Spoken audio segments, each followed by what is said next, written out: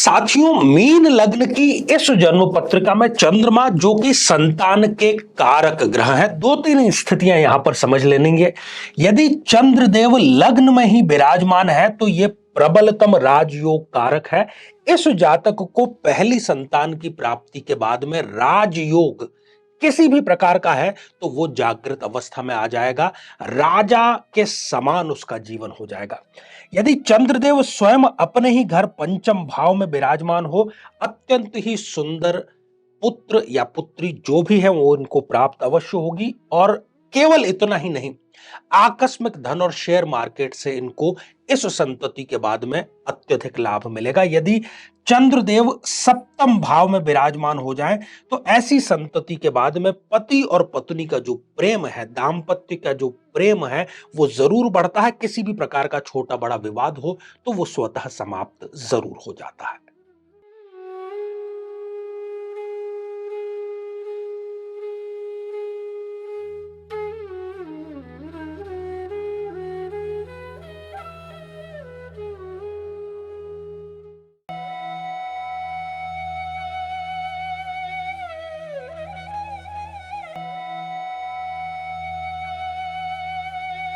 तो मेरे बहुत ही प्रिय और बेहद सम्मानित साथियों, हृदय की असीम गहराइयों से बहुत बहुत अभिनंदन, बहुत बहुत स्वागत।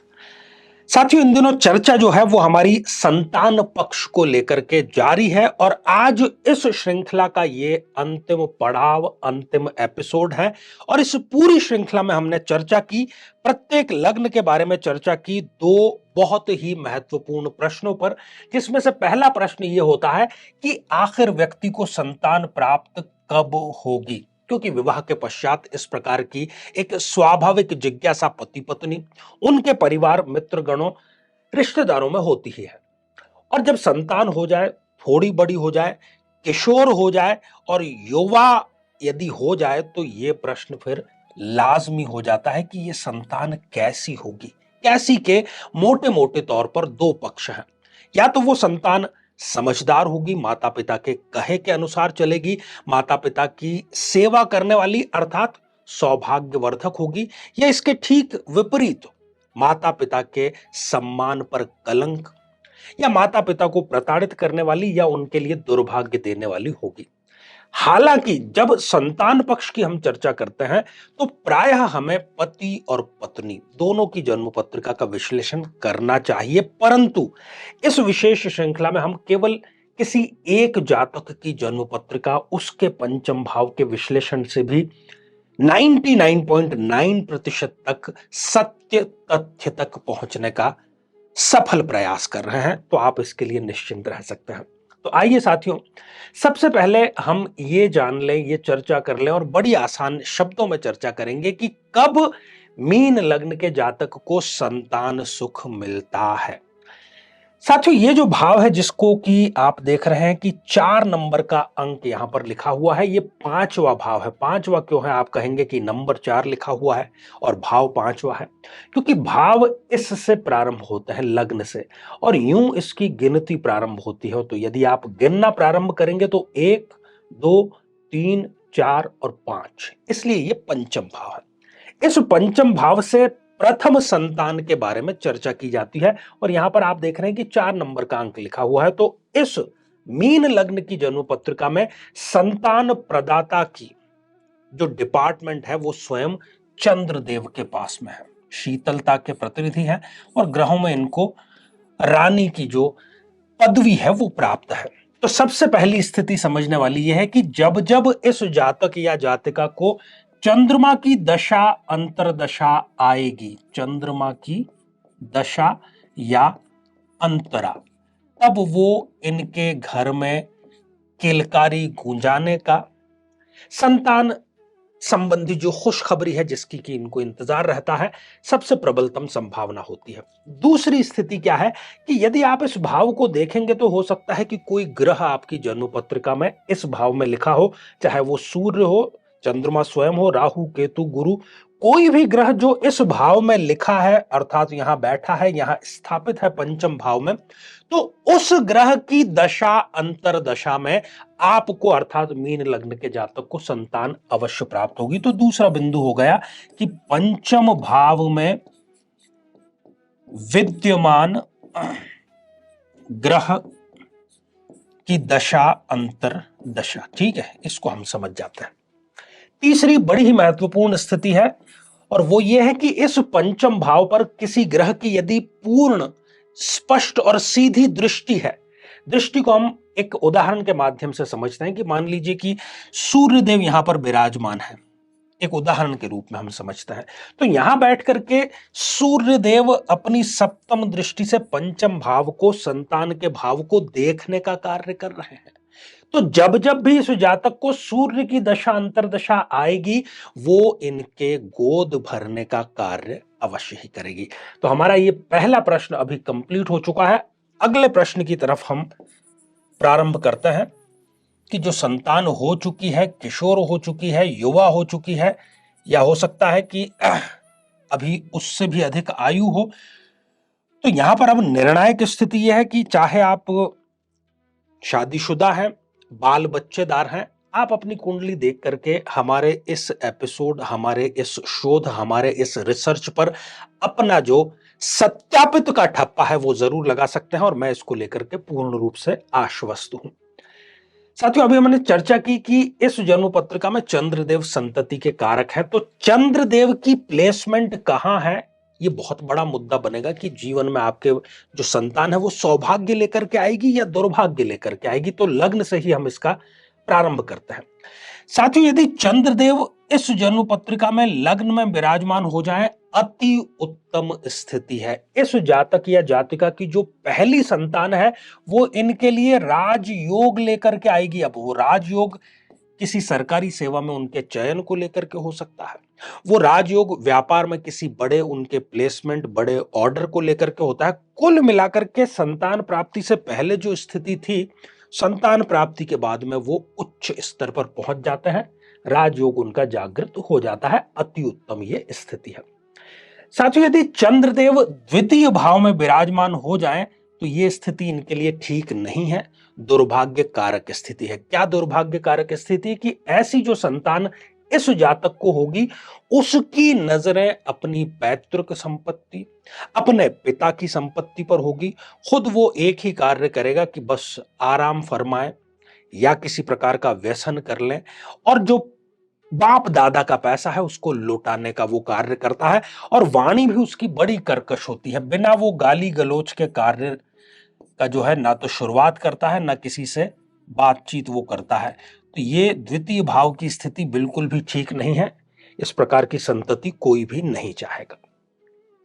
साथियों, यदि चंद्रदेव तृतीय भाव में, जो कि पराक्रम का भाव है, यहां पर विराजमान हो जाए, अति उत्तम स्थिति। क्यों अति उत्तम स्थिति? यहां पर वृषभ राशि में चंद्रमा उच्च के हो गए, तो विवाह के तुरंत पश्चात इनको संतति भी प्राप्त जरूर हो जाएगी। और ये जो संतति है पराक्रमशील होगी, कल्पनाशील होगी, बड़े सपने देखने वाली होगी और उनको पूरा भी वो जरूर करेगी। तो कुल मिलाकर के ये स्थिति भी आपके सौभाग्य कारक स्थिति है। परिवार को साथ में लेकर के ऐसे संतान जो है वो चलती है। साथियों, यदि चंद्रदेव सुख भाव में विराजमान हो जाते हैं, यह भी स्थिति अति उत्तम है। और खास तौर पर यदि ये कोई कन्या जातक है, अर्थात ये जो संतति है अपनी मां के लिए बड़ा प्रेम होगा, क्योंकि चंद्रमा स्वयं माता का कारक है। तो माता यदि बिजनेस में है वो तरक्की करेगी, यदि माता किसी प्रकार की नौकरी में है तो वो पदोन्नति, और वो भी कई उछाल वाली पदोन्नति, एक पद की सामान्यतः होती है पदोन्नति, तो वो कई प्रकार से पदोन्नति या उनका जो विभाग है वो परिवर्तित हो सकता है, या किसी मल्टीनेशनल कंपनी में है तो वो बहुत उच्च पद को प्राप्त करती है संतति के बाद में। तो बहुत ही उत्तम ये स्थिति है। साथियों, यदि स्वयं अपने ही भाव में चंद्रदेव विराजमान हो जाते हैं, इसकी भी जितनी प्रशंसा की जाए उतनी ही थोड़ी है। इस संतति के बाद में शेयर मार्केट के कार्य से, या किसी आकस्मिक धन के कार्य से, या कोई रुका हुआ धन, मतलब जिसको लेकर के आप अज्ञात थे या सोच चुके थे कि अब यहां से कोई पैसा आना नहीं है, उस रास्ते से भी पैसा आपके जरूर आएगा। पति पत्नी के बीच में जो प्रेम संबंध है उसमें भी ये बढ़ोतरी करेगा। कुल मिलाकर के ये एक सौभाग्यशाली स्थिति को जन्म देने वाली स्थिति है। साथियों, यदि चंद्रदेव षष्ठ भाव में, छठे भाव में, एक उत्तरक भाव में विराजमान हो जाए, बेड़ा गर्ग करने वाली स्थिति है। यहां पर चंद्रदेव त्रिकोण के अधिपति तो है, परंतु गलत भाव में बैठ गए। गलत भाव में बैठने के कारण इस संतति के बाद में माता या खासतौर पर पिता, क्योंकि यहां पर 5 नंबर अर्थात सूर्य की राशि है, तो ऐसी संतति उत्पत्ति के बाद में इसके पिता किसी ला इलाज रोग से ग्रसित होते हैं, ऋण के दुष्चक्र में फंस जाते हैं और उनको अपना घर या कारोबार बेचने की कगार तक भी आना पड़ सकता है। कोई इस प्रकार की संतति नहीं चाहेगा।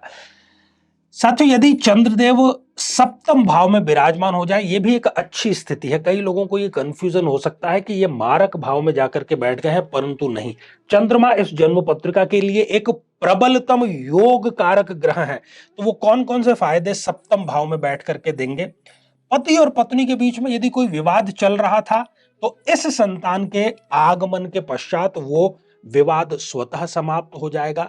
तलाक जैसी स्थिति थी वो भी समाप्त हो जाएगी। और बड़े होकर के यदि इस संतति के साथ में आप किसी प्रकार की साझेदारी का व्यापार करते हैं, तो वो आपको कई गुना आगे लेकर के जाएगा। तो ये सौभाग्य की श्रेणी में ही आता है। साथियों, यदि चंद्रदेव इस अष्टम भाव में विराजमान हो जाएं, बिल्कुल उचित स्थिति नहीं है। क्यों नहीं है? ऐसी संतति किसी न किसी प्रकार के नशे का सेवन करने वाली, और वो भी नियमित रूप से, विवाह के पश्चात अपनी पत्नी या अपने ससुराल पक्ष उससे जाकर के वहां पर निवास करने वाली, माता पिता को भूल करके ससुराल पक्ष से संबंध स्थापित करने वाली स्थिति होती है। ऐसा पुत्र कोई भी, मैं नहीं समझता कि चाहेगा। तो ये एक दुर्भाग्यपूर्ण स्थिति है। और यहां पर एक आह भी जरूर निकलती है, क्योंकि मृत्यु भाव है कि हे ईश्वर, ऐसी संतति देने से तो अच्छा था कि आप हमें संतान ही नहीं रखते। साथियों, आगे बढ़ते हैं। यदि चंद्रदेव अपनी नीच राशि वृश्चिक में यहां पर विराजमान हो जाए, हालांकि त्रिकोण का अधिपति त्रिकोण में चला गया है, पर यहां पर यह सिद्धांत काम नहीं आएगा। योग कारक ग्रह भी यदि नीच राशि का हो जाए तो वो परिणाम ठीक नहीं देता। तो कुल मिलाकर के ये स्थिति भी बिल्कुल ठीक नहीं है। हाँ, थोड़ा सा भाग्योदय जरूर हो जाएगा, परंतु वो कुछ दिनों के लिए होगा। ऐसी संतति के बाद में आप विदेश यात्राएं कर सकते हैं, छोटी बड़ी यात्राएं कर सकते हैं, या धर्म को लेकर के आपको कोई अच्छा अनुभव हो सकता है। परंतु संतान का जो एक माता पिता के प्रति धर्म होता है, वो संतान अपने धर्म का पालन नहीं करती, इसलिए मैं इसको नेगेटिव स्थिति मानता हूं। साथियों, यदि चंद्रदेव कर्म भाव में विराजमान हो जाए, अति उत्तम स्थिति। केंद्र में भी बैठ गए, योग कारक भी है, मित्र राशि में भी है, धनु में। अब इस स्थिति में क्या करेंगे वो, कि अपने पिता के लिए जबरदस्त योग कारक वो होंगे। पिता की पदोन्नति, पिता के कारोबार में वृद्धि इस संतान के आने के बाद में जरूर होगी। अपने घर में एक अनुशासन की स्थिति उत्पन्न होगी यहां पर, और अनुशासन जो है वो सफलता की तरफ ले जाने का कार्य करता है। और स्वयं ये संतति भी आगे चल करके सिविल सर्विसेज में परीक्षा के द्वारा प्रवेश करके और उच्च पद को जरूर प्राप्त करती है। साथियों, यदि चंद्रदेव एकादश भाव में विराजमान हो जाएं, तो यह स्थिति एक औसत स्थिति रहेगी। आय के स्रोत बढ़ जाएंगे माता पिता के, आकस्मिक धन भी उनको मिल सकता है, परंतु ये जो संतान है ये थोड़ी सी उद्दंड प्रवृत्ति की होगी, खर्चीली होगी, और माता पिता के बोझ को बढ़ाने वाली होगी। तो ये एक ठीक ठीक स्थिति है। साथियों, यदि चंद्रदेव एकादश भाव में विराजमान हो जाएं, ये भी स्थिति बिल्कुल ठीक नहीं कही जा सकती। वृद्धावस्था में ऐसी जो संतान है वो अपने माता पिता को प्रताड़ित करती है, उनको संघर्ष के दिन दिखलाती है, और उनसे दूर जाकर के ही वो स्थापित होने का कार्य करती है। तो साथियों, ये मीन लग्न में हमने कुछ चंद्रमा जो कि पंचमेश है उनकी स्थिति जानी। कुछ संक्षेप में एक दो बिंदु, चूंकि मीन लग्न है तो पंचम भाव पर चर्चा कर रहे हैं और संतान कैसी होगी इस पर चर्चा कर रहे हैं। तो एक बहुत ही सुंदर स्थिति यह होगी कि यदि गुरुदेव इस भाव में विराजमान हो जाते हैं, अपनी उच्च राशि में लग्नेश यहां पर चला गया, कई पीढ़ियों बाद में ऐसी संतान प्राप्त होती है। कई पीढ़ियों से यदि गरीबी का दुष्चक्र इस परिवार में चलता आ रहा था, इस स्थिति के निर्मित होने के कारण पहली संतति इस गरीबी के दुष्चक्र को तोड़ने का कार्य करेगी। अति उत्तम स्थिति, जितनी तारीफ की जाए उतनी ही थोड़ी है ये स्थिति। साथियों, यदि मंगल देव भी यहां पर विराजमान हो जाते हैं, यह भी अति उत्तम स्थिति है। संतान साहसी होगी, पराक्रमशील होगी, अपने वादे पर खरी उतरने वाली होगी, माता पिता के लिए, खानदान के लिए वो भाग्योदय को साबित करने वाली होगी। साथियों, यदि शुक्रदेव यहां पर विराजमान हो जाए, दुर्भाग्यपूर्ण स्थिति है।